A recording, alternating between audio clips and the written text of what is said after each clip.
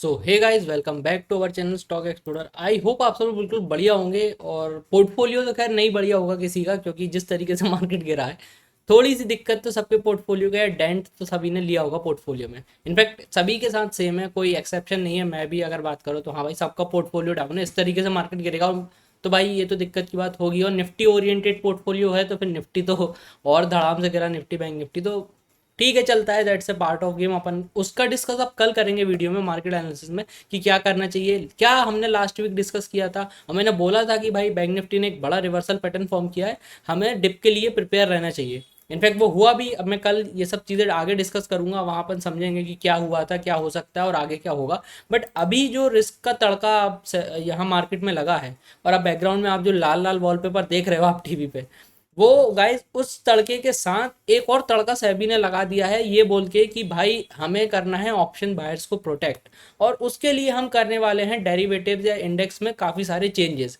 अब ये चेंजेस कितने हद तक सही है, कितने हद तक मेरे को लगता है कि ये हेल्पफुल है, या इनका क्या इम्प्लीकेशन आएगा मार्केट में, खैर वो तो अपन बात की बात है। बट क्या सही में ये सब रूल्स ऑप्शन बायर को प्रोटेक्ट कर रहे हैं, या मेरे को लग रहा है कि ये सब ऑप्शन बायर के नाम पे बस बोल दिया है कि, और बट इनडायरेक्टली ऑप्शन सेलर ज़्यादा इससे टारगेट हो गया है।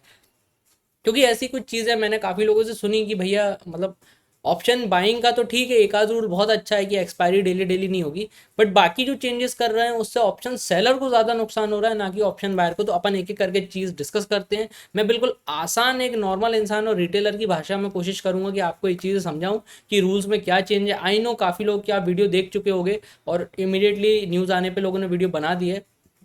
बट आई वॉज वेटिंग कि कुछ प्रॉपर एक बार अपन समझ लें चीज़ों को, क्या होना है कैसा होना है। इनफैक्ट जीरोधा की ऑफिशियल जो वेबसाइट है, उनने भी एक प्रॉपर आर्टिकल छापा है 3 अक्टूबर को, कि वो उनके इम्पैक्ट की वजह से वो क्या क्या कैसा कैसा चेंज आएगा, और उनके प्लेटफॉर्म पे उस चीज़ का क्या इम्प्लीकेशन या इफेक्ट पड़ेगा। तो अब ये जब सारी चीज़ें आ गई हैं, तो अब मैंने सोचा कि प्रॉपर एक इन्फॉर्मेटिव वीडियो बनाते हैं। आई होप आपको ये वीडियो सबको अच्छी लगे, और अपन वीडियो स्टार्ट करते हैं।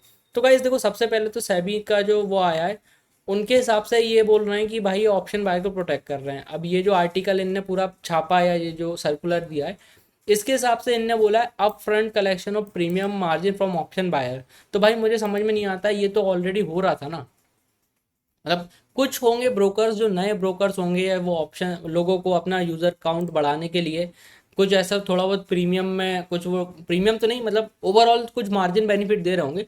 बट मेरे ख्याल से बाकी तो सभी ब्रोकर्स हमेशा पूरे प्रीमियम लेते हैं। अब जैसे 100 रुपये का प्रीमियम है, और 25 रुपये का, अब 25 क्वांटिटी का एक लॉट है निफ्टी का, तो भाई 2,500 का ही तो वो लॉट होगा, मतलब अमाउंट जो आप पे करोगे। अब इसमें और ज़्यादा अपफ्रंट क्या कलेक्ट करना चाहते हो, मुझे समझ में नहीं आ रहा। बट ऑलरेडी जो चीज़ हो रही है, अब उस पर एक और करना। हाँ, ये चीज़ हो सकती है कि आप अगर ऐसा कुछ हो रहा है कि कुछ ब्रोकर्स हो सकता है कि कुछ एक्स्ट्रा बेनिफिट दे रहे हैं कुछ लोगों को ऑप्शन बाइंग में, कुछ मार्जिन या परसेंटेज, तो वो रिमूव करने के लिए हो सकता है उनके लिए सर्कुलर हो। तो अब अपन आ जाते हैं सेकंड। अब आता है removal of calendar spread on expiry day. अब एक्चुअली क्या हो रहा था कि कुछ लोग धीरे धीरे ऑप्शन बाइंग छोड़ के ऑप्शन सेलिंग की तरफ जा रहे थे। वो समझ चुके थे कि भाई ये डेली डेली 10 का 200 300 नहीं होता है, ये कभी महीने में एक दो बार हो जाएगा।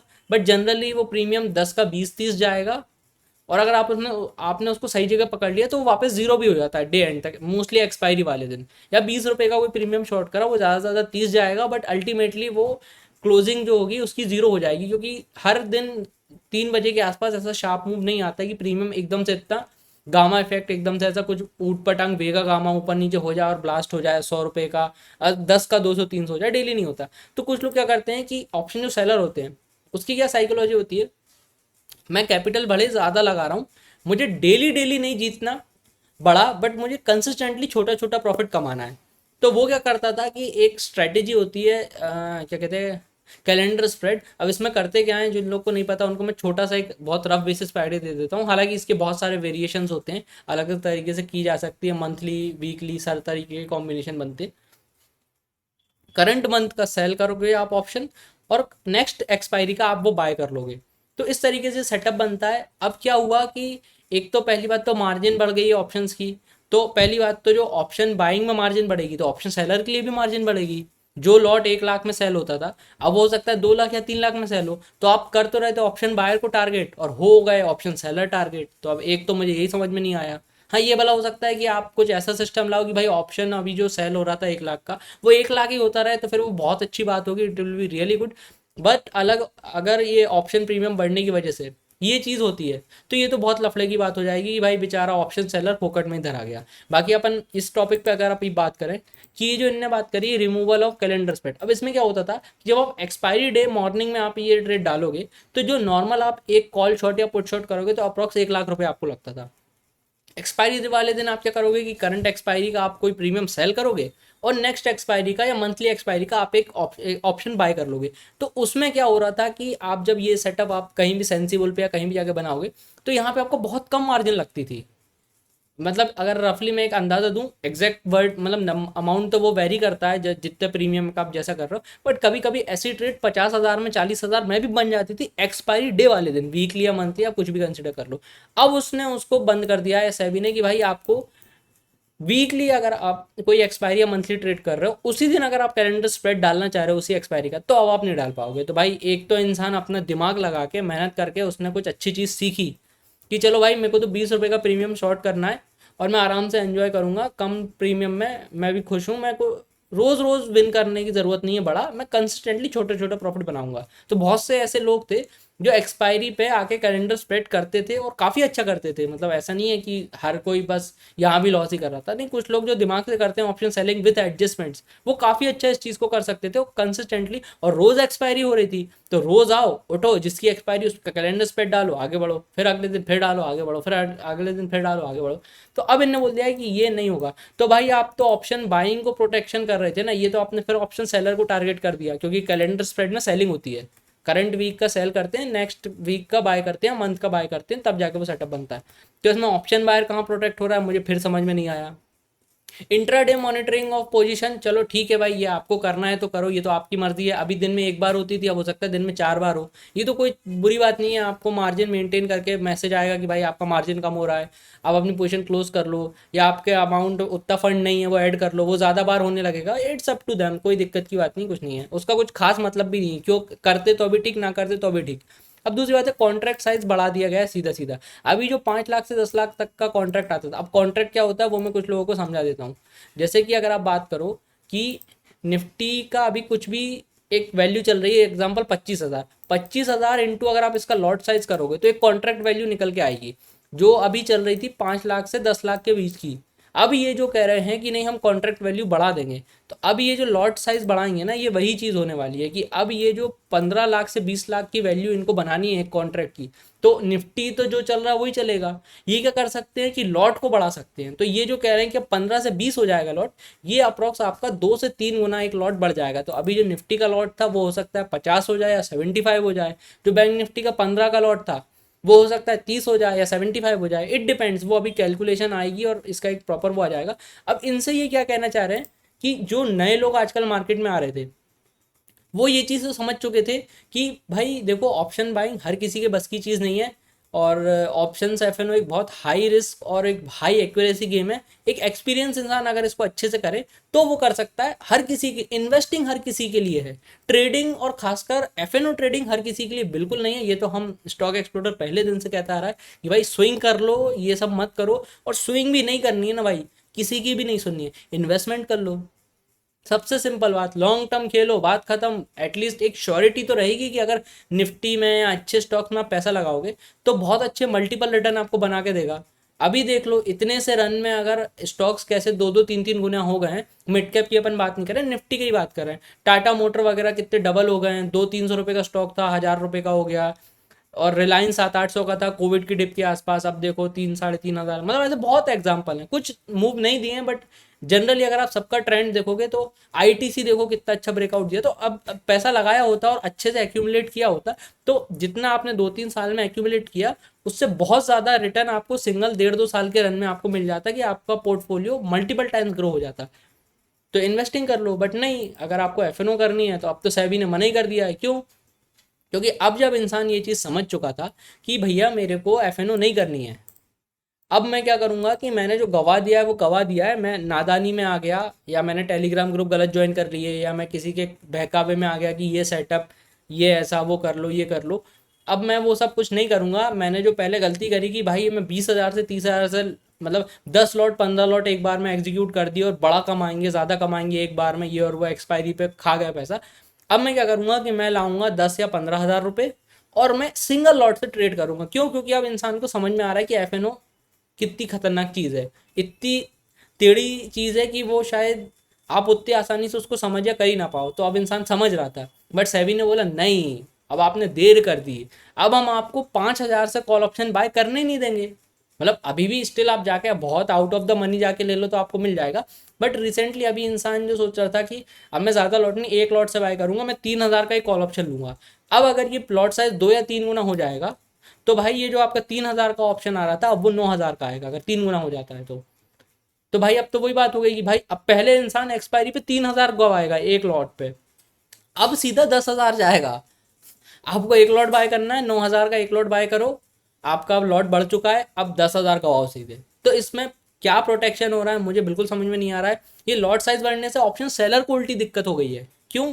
क्योंकि अगर उसको 1 लाख में एक लॉट सेल हो रहा था अभी उसका, तो अब अगर कॉन्ट्रैक्ट साइज बढ़ेगी तो उसकी भी तो बढ़ेगी, उसका भी तो लॉट साइज बढ़ेगा। तो अब जो 1 लाख में ऑप्शन सेल करके 1% 2% कमा रहा था, अब वो 3 साढ़े 3 लाख रुपए का एक लॉट सेल करेगा और कमाएगा। हाँ ठीक है, वो बात अलग है कि वो कैलकुलेशन वाइज वो मैच हो जाएगा कि अब लॉट जो 25 का था वो 50 या 60 का हो जाएगा, तो इंटू प्रीमियम आप करोगे तो वो प्रीमियम का अमाउंट या जो ओवरऑल आप जो सेल करके प्रॉफिट बना रहे थे वो बढ़ जाएगा। बट बात ये है ना कि इंसान धीरे धीरे शिफ्ट होकर 2 3 4 लाख रुपए लाके कुछ कुछ स्ट्रेटेजी बना के कर रहा था। अब वही स्ट्रेटेजी करने के लिए अगर जो इंसान अभी 4 लाख यूज़ कर रहा था उसको अगर 10 या 15 लाख यूज़ करने पड़े, तो भाई ऐसे कितने लोग हैं, कितने लोग हैं जो सीधा सीधा ऐसा कैपिटल डबल ट्रिपल करके ले आएंगे। नहीं, ऑप्शन सेलिंग भी छोड़नी पड़ेगी उनको, जो इंसान मेहनत करके यहाँ से यहाँ आ रहा था और उसको भी ऑप्शन सेलिंग छुड़वा दो। तो मुझे ये समझ में नहीं आया। इनफैक्ट इसका मैं बहुत अच्छा सॉल्यूशन जो मेरे दिमाग में आया, मैं बहुत इलॉजिकल साउंड कर सकता हूँ और हो सकता है कि बहुत लोगों को ये बकवास लगे, बट अगर इनको लोगों को प्रोटेक्ट ही करना था तो इनको क्या करना था कि जब आप अपना अकाउंट ओपन करोगे तभी आपको ऑप्शन चॉइस देता है कि आपको कौन से डेरिवेटिव्स में ट्रेड करना, कौन कौन से ऑन करने हैं। तो नॉर्मल इक्विटी तो ऑन रहता ही है। अगर किसी को एफ ऑन करना है तो पहले उसको क्या करना पड़ेगा कि सेबी को एक फंड बनाना था 1 लाख रुपए का। उसमें आप डिफरेंट डिफरेंट इंस्ट्रूमेंट्स को मिक्स कर सकते थे, निफ्टी के स्टॉक्स हो गए, कुछ ईटीएफ हो गए, कुछ कुछ और भी, कुछ भी जो भी आपको डालना था, बट वो आपको मिनिमम एक लॉट बाय करना था, 1 लाख का वो आएगा और उसका लॉक इन पीरियड रहेगा 5 साल का। अगर आप वो 1 लाख रुपए का वो एक लॉट या एक वो सेट उनका वो आप कोई भी इंसान बाय करता है और उसको 5 साल के लिए छोड़ देता है, वो लॉक इन पीरियड रहेगा, उसको आप छेड़ नहीं कर सकते 5 साल तक किसी भी सिचुएशन में, वो वहां बंद रहेगा, तभी आपका एफ सेगमेंट ऑन होगा। तो ऐसे में क्या हुआ, एक इंसान जिस पे कैपिटल है सफिशिएंट वो 1 लाख पहले डिपॉजिट कर दे, उसका 1 लाख का इन्वेस्टमेंट भी होगा। जो सेबी कहती है ना, नहीं हमें इन्वेस्टमेंट साइड लोगों को लाना है, तो ये भी एक अल्टरनेटिव है कि भाई आप निफ्टी के स्टॉक्स का एक ऐसा बैच बना दो जिसमें आप 1 लाख रुपए इन्वेस्ट करने हैं और उससे वो आपका इन्वेस्टमेंट भी हो जाएगा और इंसान को एक सिक्योरिटी भी रहेगी कि भाई 5 साल में ये 1 लाख 2 या 3 लाख तो हो ही जाएंगे बहुत ईजिली, जिस तरीके से मार्केट रन में। मैं तो ये बहुत कम बोल रहा हूँ, बट अगर आप ऐसे सोचो तो 1 लाख के 2 लाख या 3 लाख भी हो गए उसके, तो एटलीस्ट उसने जो अपना डिपॉजिट कर रखा था 1 लाख, उस पर उसने प्रॉफिट तो किया। अब साइड बाय साइड अगर सिस्टम ने डिटेक्ट किया कि नहीं इसने अकाउंट भी खोला है और इसने 1 लाख का ये फंड वाला ये भी खरीद के रखा है, तो उसका एफ सेगमेंट ऑन कर दो। इससे क्या हुआ कि इंसान प्रोटेक्ट भी हो गया, उसका लॉन्ग टर्म में इन्वेस्टमेंट भी इनडायरेक्टली आ गया, जो आपको चाहिए था वो भी आपकी मन की हो गई कि लोग इन्वेस्टमेंट करें, तो वो इन्वेस्टमेंट भी आ गया। और इनके सब वो कहता है कि नहीं भैया मैंने इन्वेस्ट तो कर दिया, अब मैं करूंगा 50,000 से एफ। अगर वो 50 के 50 पूरे डुबा भी देता है साल भर में, 6 महीने में, 8 महीने में, तो उसका जो 1 लाख डिपॉजिट है वहां, वो आज से 5 साल बाद 2 या 3 लाख हो गया। तो ओवरऑल तो इंसान प्रॉफिट में आ गया ना, उसने घाटा तो नहीं खाया स्टॉक मार्केट में। अगर उसको बुद्धि उसकी और अच्छी चल गई, वो समझ गया कि भाई 1 2 साल में जितना वो कमा नहीं पाया एफ से, उसका पोर्टफोलियो 1 साल में डबल हो गया समहाउ, कैसे भी हो गया, अब वो एग्जाम्पल की बात है, बट उसका पोर्टफोलियो 50 60% अप आ गया। तो वो तो ये सोचेगा भाई मैं क्यों फालतू मेहनत करूँ, इससे अच्छा मैं और इन्वेस्टमेंट बढ़ा दूँ। तो ऐसे में इन्वेस्टर की साइड लोग और शिफ्ट हो सकते हैं। तो मेरे हिसाब से इस तरीके का कुछ किया जा सकता था कि आपको एक सर्टेन अमाउंट इन्वेस्टमेंट के लिए रखना पड़ेगा, ताकि आपको अगर आप यहाँ इस सेगमेंट में 4 6 महीने 1 साल में लॉस भी कर दो तो आपका साइड बाय साइड वो इन्वेस्टमेंट ग्रो हो जाए। अब जैसे किसी को 5 लाख से वो लॉक इन इन्वेस्टमेंट करना है तो वो 5 लाख से कर ले, सबका कैपिटल, बट एक मिनिमम कर दो, ताकि एक रिटेलर जो आप कहते हो ना कि 50,000 से 1 लाख रुपए जनरल ऑन एन एवरेज गवा देता है इंसान, वो 1 लाख से 2 या 3 लाख अगर उसके 5 साल में बन गए मार्केट के इन्वेस्टमेंट में, तो वो एटलीस्ट एक रिकवरी तो हो गई। तो इस तरीके का कुछ किया जा सकता था, या फिर सीधा सीधा कुछ ऐसा किया जा सकता था कि भाई हम आपको एजुकेट करेंगे, हम आपको सारी चीज़ें सिखाएंगे, उसके बाद आपका पैसा आपकी मर्जी। भाई शेयर मार्केट चलता तभी है ना जब कहीं नुकसान होता है, कभी प्रॉफिट होता है, गेम ही वही है ये। अब आप ये कह रहे हो कि नहीं भाई एफएनओ में लॉस हो रहा है इसलिए हम इसको एफएनओ को बंद करेंगे, नॉर्मल लोगों को नहीं घुसने देंगे, हम अमाउंट बढ़ा देंगे, बैरियर बढ़ा देंगे। तो भाई बैरियर बढ़ाने का कोई सेंस नहीं है। जिसको करना होगा वो अभी भी एक लॉट खरीदेगा, जीरो टू हीरो करेगा, और वो अभी भी नुकसान करेगा। बस नंबर ऑफ पीपल कम हो जाएंगे, बट उसके कॉन्ट्ररी जो अभी 10-10 हज़ार एक्सपायरी पे गवा रहे थे लोग, वो 20-20-30-30 हज़ार गवाने लगेंगे। तो अमाउंट तो वो लॉस होगा ही, आप उसको रोक नहीं सकते। तो मेरे हिसाब से ये ज़्यादा बेटर था कि कुछ इस तरीके का स्टेप लिया जा सकता था, या फिर कोई प्रॉपर इन्वेस्टमेंट एजुकेशन टाइप का प्रोग्राम चलाया जा सकता था कि भाई आपको पहले इन्वेस्टमेंट एजुकेशन प्रोग्राम 1 महीने की कोई सीरीज़ है वो देखो, उसका एक बेसिक सा एग्जाम दो, या फिर ऐसा कर लो कि भाई कि आप ऑलरेडी इन्फॉर्मेशन, आधार और पैन और दुनिया भर के कॉन्टैक्ट नंबर और वो सब लेते ही हो, नॉमिनी करवाते ही हो, तो आप जिस जैसे कोई है इंसान, वो अपने मम्मी या किसी पापा का भी आधार कार्ड और नंबर अपलोड करे कि अगर वो एक सर्टेन अमाउंट से ज़्यादा लॉस करता है या उसका अकाउंट ब्लो होने लगता है, तो उसके घर वालों को मैसेज जाए कि भाई आपके बच्चे का ये अकाउंट है और इसका ये मतलब अकाउंट खाली हो गया, या इसने 50,000 पिछले 4 महीने में डिपॉजिट की, अब बैलेंस जीरो हो गया है, प्लीज़ कंसिडर, या अपने फैमिली में बात करें। माँ बाप समझें, आप क्यों समझो भाई। आप एज ए सेबी, जितनी मेरी समझ है, उसका ये काम होना चाहिए कि मार्केट में कुछ गलत ना हो। अब नुकसान और प्रॉफिट किसी का हो रहा है तो वो आपको थोड़ी ना छेड़ करना चाहिए। बट खैर चलो, ज्ञान ना ज़्यादा देते हुए आगे बढ़ते हैं। अब सेबी ने बढ़ा दिया लॉट साइज तो बढ़ा दिया, अब इनने एक और चीज़ करी, ऑप्शन बाइंग को बोल के रेगुलेशन लाने थे, फिर इनने ऑप्शन सेलर को टारगेट कर लिया।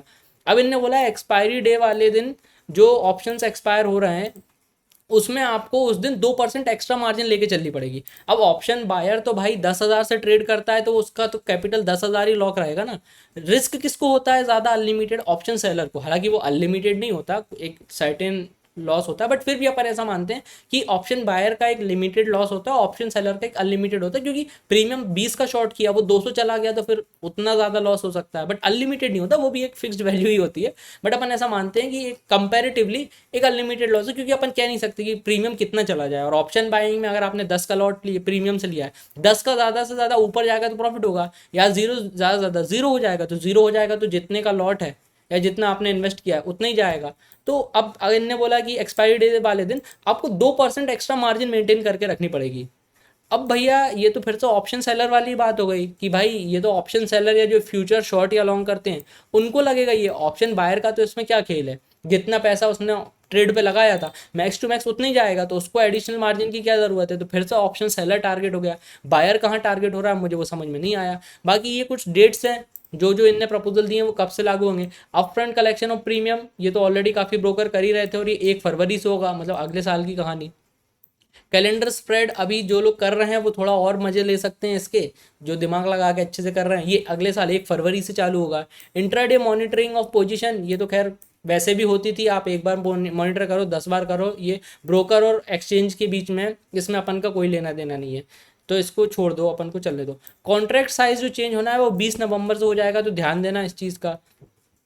वीकली एक्सपायरी जो एक मेन चीज़ थी कि भाई हर दिन खेलो इंडिया खेलो चल रहा था, किसी दिन ये एक्सपायरी वो एक्सपायरी ऐसा वैसा ये वो, अब वो हर एक्सचेंज को एक वीक मिलेगा, उस वीक में वो एक दिन कोई भी एक्सपायरी रख सकता है, मतलब वीकली बस अब एक ही एक्सपायरी होगी। तो अब वो चाहे एनएससी अपना वेडनेसडे को निफ्टी रख ले, सॉरी बैंक निफ्टी रख ले, फिर बैंक वो सेंसेक्स क्या कहते हैं बीएसई को नेक्स्ट वीक अपनी एक्सपायरी रखनी है तो एक दिन वो चुन ले, फिर नेक्स्ट वीक फिर एनएससी अपनी एक निफ्टी की किसी की एक्सपायरी रख ले, फिर नेक्स्ट वो अपनी रख ले। मंथली हो सकता है सब एक साथ हो, वो एक ऑप्शन हो सकता है। अभी मंथली का इनने कोई डिस्कशन नहीं किया है, बट वीकली एक्सपायरी अब हफ्ते में एक ही होगी, जो बहुत ही अच्छा है, क्योंकि कुछ ज़्यादा ही खेलो इंडिया खेलो चल रहा था और चलाया भी इनने ही था, मतलब यही लेके आए थे।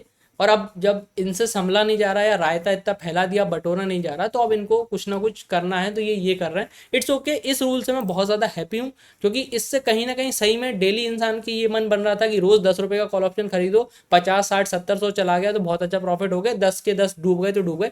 इसमें ज़रूर बहुत ज़्यादा लोग इसको एज ए गैम्बलिंग ट्रीट कर रहे थे, इसमें बिना कैलकुलेशन, बिना मार्केट स्टडी करे, बिना स्ट्रक्चर देखे, बिना ग्लोबल सिनेरियो देखे अनाधुन ट्रेड ले रहे थे। तो इससे ज़रूर एक मॉनिटरिंग में हेल्प होगी, और काफ़ी ज़्यादा लोग शायद अब डेली की एक्सपायरी नहीं कर पाए तो उतना ज़्यादा लॉस नहीं करे। तो इसको मैं बहुत ज़्यादा वेलकम करता हूँ सभी की तरफ से, और यही एकमात्र रूल है जो मुझे ऑप्शन बाय के लिए अच्छा लगा। बाकी मैं तो सब मैं इनडायरेक्टली ऑप्शन सेलर ही टारगेट हो रहे हैं, चाहे आप लिमिट वो 2% एक्स्ट्रा मार्जिन एक्स्ट्रा लेने के रखो तो उसमें भी ऑप्शन सेलर टारगेट हो रहा है। आप लॉट साइज बढ़ाओगे, कॉन्ट्रैक्ट वैल्यू बढ़ेगी तो ऑप्शन सेलर को हो सकता है और ज़्यादा डबल तिबल पैसा देना पड़े ऑप्शन सेल करने के लिए, वहाँ भी ऑप्शन सेलर ही टारगेट हो रहा है। तो मुझे समझ में नहीं आ रहा कि बहुत ज़्यादा ऑप्शन बायर टारगेट किया जा रहा है या ऑप्शन सेलर।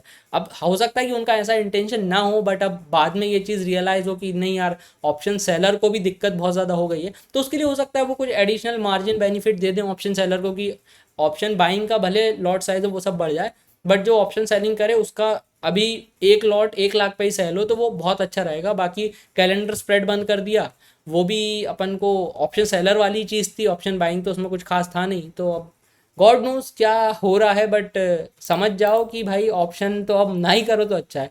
दूसरी बात कि जीरोधा की ऑफिशियल वेबसाइट है, इनने एक आर्टिकल छापा है, कब छापा है, 3 तारीख को ही। तो जब ये आर्टिकल आ गया तो फिर मैंने सोचा कि अब मैं वीडियो बना देता हूँ, क्योंकि कंफर्मेशन अच्छी खासी अपन को मिल चुकी है क्या क्या होना है क्या क्या नहीं होना। तो इनके हिसाब से यहाँ इनने सब मैच कर रखा है कि किस तरीके से लॉट साइज चेंज होंगे जीरोधा पे। अप्रॉक्स अप्रॉक्स हो सकता है 19-20 थोड़ा ऊपर नीचे हो जाए, बट रफली निफ्टी का 25 का लॉट है वो 60 हो जाएगा, बैंक निफ्टी का 15 का 30 हो जाएगा। बाकी और भी आप आगे पढ़ सकते हो, तो इस तरीके से लॉट साइज में चेंजेस आ सकते हैं। रफली रफली ये रहेगा, ज़्यादा से ज़्यादा थोड़ा सा हो सकता है 60 का 70 हो जाए या 75 हो जाए। बाकी अगर जीरोधा ने ये बताया ऑफिशियली तो इनका कहीं ना कहीं ऑफिशियल कंफर्मेशन है वो यही रहेगा। कैलेंडर स्प्रेड अपन समझ ही चुके हैं, एडिशनल मार्जिन ऑप्शन सेलर के लिए वो फिर से वही बात हो गई। अप फ्रंट कलेक्शन तो देखो यहाँ पे इसने क्लियर कर लिया है कि सेबी ने ये मैंडेट कर दिया है कि ऑप्शन बाइंग में पूरा जो है option premium up front collect किया जाएगा। अब क्या हो रहा था कि क्योंकि इनके हिसाब से कि हो सकता है कि कुछ ऐसे ब्रोकर्स होंगे या कुछ लोग होंगे जो अभी करेक्ट नहीं कर रहे होंगे, थोड़ा बहुत मार्जिन बेनिफिट दे रहे होंगे, बट इन्होंने ये चीज़ यहाँ क्लियर मेंशन करी है, no changes for you at Zerodha, क्योंकि हमने हमेशा से ही ऑलरेडी प्रीमियम अपफ्रंट कलेक्ट किया है। वही मतलब कि जितना आप बाय करते हो उतना ही अमाउंट आपको देना पड़ता है, तो वो ऑलरेडी होता आ रहा था तो उसका कोई नहीं।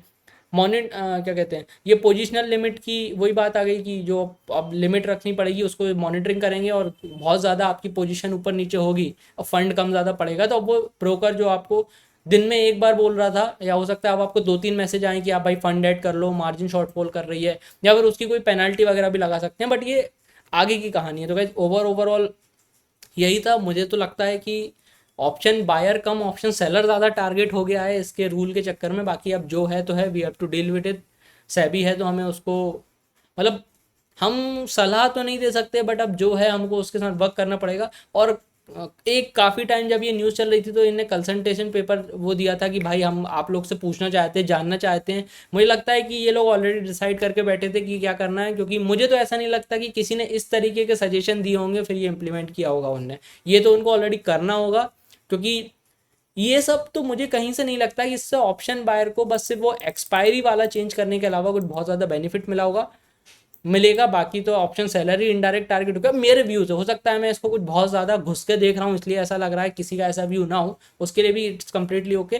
बाकी अभी इस वीडियो को यहीं रखते हैं। आई नो थोड़ी सी इंटरेक्टिव नहीं हुई वीडियो, ज़्यादा वोकेबलरी ज़्यादा हो गई, बट टॉपिक्स वो चीज़ ऐसी थी कि जो सुनने सुनाने में ही ज़्यादा काम में आती। बट अब कल मिलेंगे मार्केट एनालिसिस के साथ। आई होप आपको वीडियो अच्छी लगे, फटाफट इसको लाइक कर दो। आपका क्या व्यू है कमेंट कर दो, क्या मेरे से आपका व्यू मैच हो रहा है नहीं हो रहा है, क्या कर रहा है। और स्विंग ट्रेडिंग तो अब करनी पड़ेगी, क्योंकि अब लोग ऑप्शन सेलिंग भी छोड़ देंगे अगर कैपिटल इतना बढ़ गया, तो ऑप्शन बाइंग भी छोड़ देंगे और इक्विटी पे जाएंगे। तो इक्विटी में स्टॉक एक्सप्लोरर की फिर जलवैया लगे। तो चलो बाय बाय, मिलेंगे कल मार्केट एनालिसिस के साथ। अभी के लिए इतना ही, थैंक यू।